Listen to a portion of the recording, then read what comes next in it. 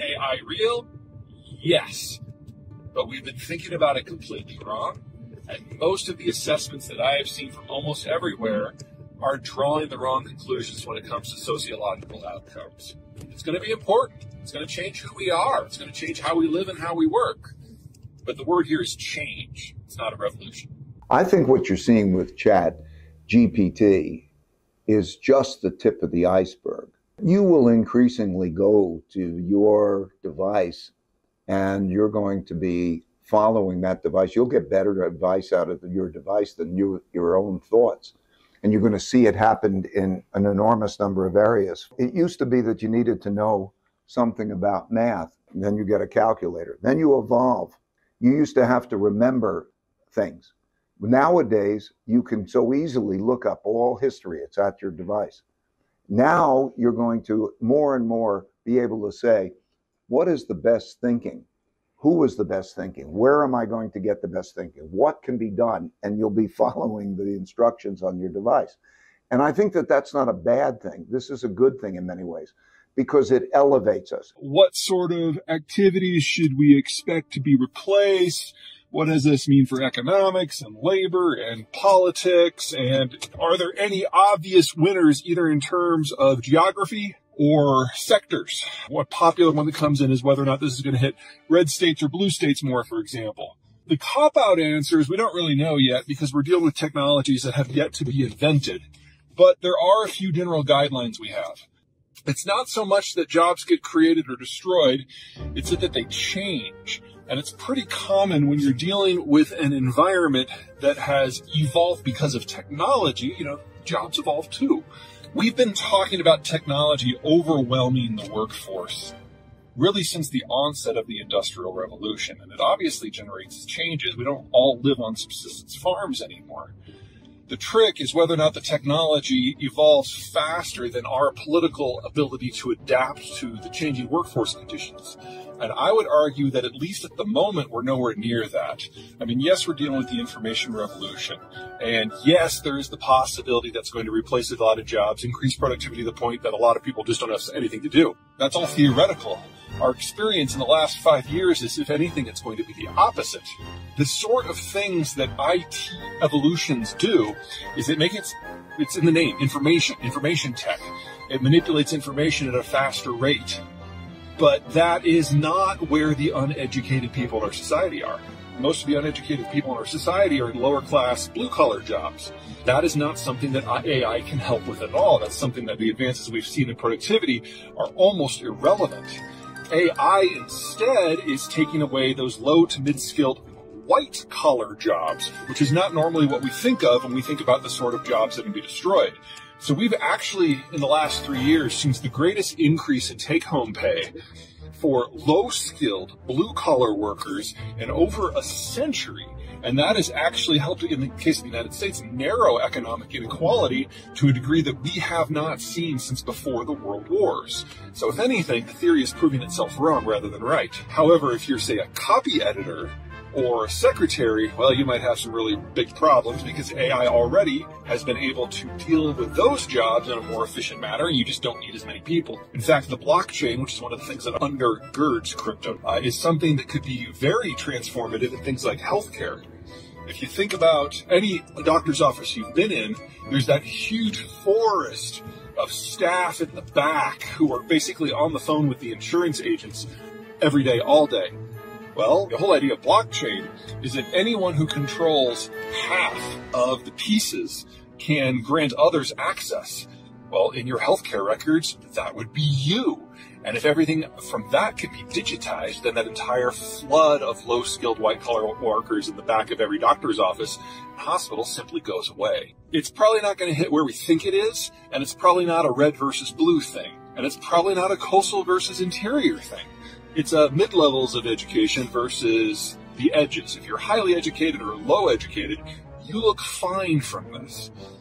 Second, there's the issue of time. Now, obviously, these technologies continue moving, but there's 2 reasons to expect that we're going to have a lot more time to make this adaptation than I think a lot of people give it credit for. Number one is as the baby boomers are retiring, which is happening right now, they are liquidating all of their investments going into really boring stuff like T-bills and cash. That's not what funds IT startups. That's not even what funds the big IT companies in Silicon Valley.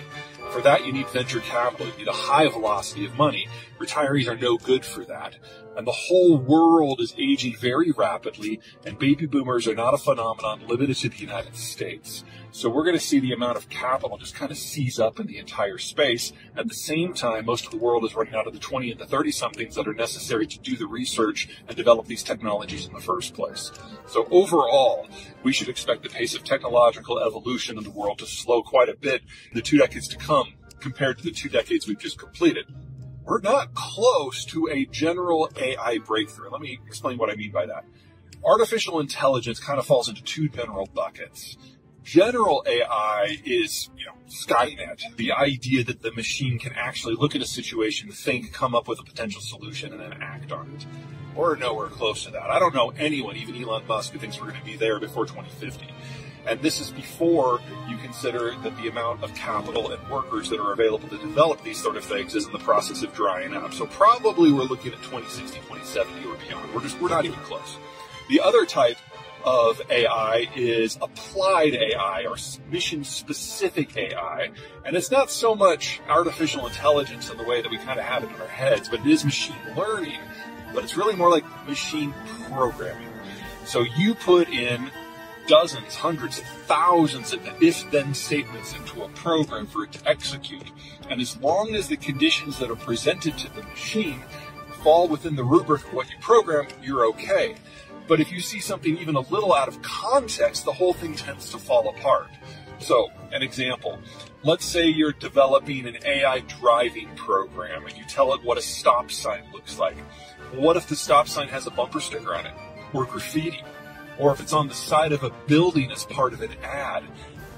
Applied AI can't recognize those other conditions, and if you kind of widen your parameters to make a rounding error, then it's going to make very real mistakes in the very real world that any 4-year-old couldn't.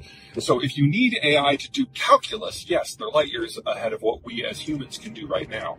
If you need it to make a decision based on a judgment call, they are still completely and utterly incompetent. Let's assume that some of this happens anyway. And so we're going to have to deal with an AI system that is making decisions. What does that mean for the job industry? So historically speaking, this is not the first time we've dealt with this issue. In fact, for those of you who remember your 1800s political economic theory, good old Karl Marx, his whole idea was that the future of the proletariat was to take over from the capitalists, that once the industrial plant was built, then you could get rid of the bourgeoisie and the proletariat could live and do very, very well for itself because the machines and the industrial plant would be there to provide for everyone. Well, folks, he was wrong then. He's still wrong now. Universal basic income is the idea that we live in such a world of plenty that we don't need to work. But as we have seen in the last 3 or 5 years, if anything, the opposite is true.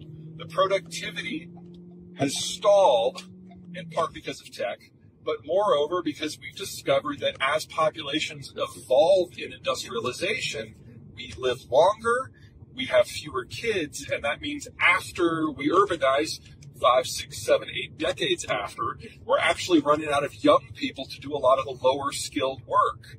If anything, Marx was completely wrong, because the part of the population that he thought that would benefit the most from industrialization is, at the current moment, actually not doing all that well, the middle class.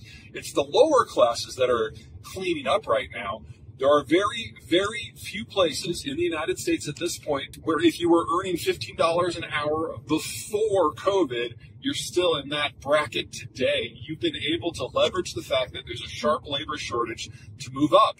And that means you have a vested interest in the system.